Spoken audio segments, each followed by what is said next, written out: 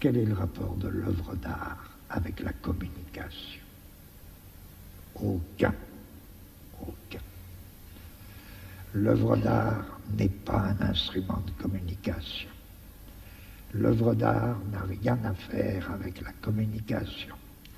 L'œuvre d'art ne contient strictement pas la moindre information. En revanche, il y a une affinité fondamentale entre l'œuvre d'art et l'acte de résistance. Alors là, oui, il a quelque chose à faire avec l'information et la communication, oui, à titre d'acte de résistance.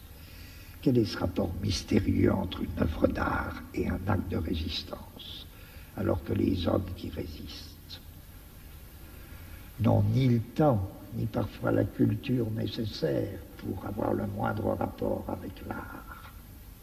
Je ne sais pas. Malraux développe un beau concept philosophique.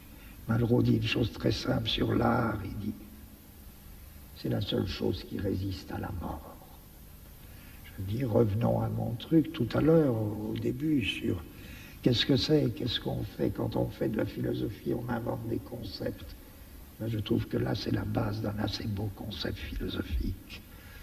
Réfléchissez, oui, qu'est-ce qui résiste à la mort? Ben oui, sans doute.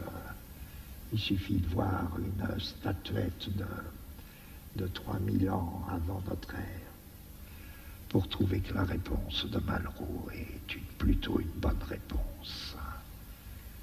Mais on pourrait dire, alors, moins bien, mais du point de vue qui nous occupe, ben oui, l'art, c'est ce qui résiste.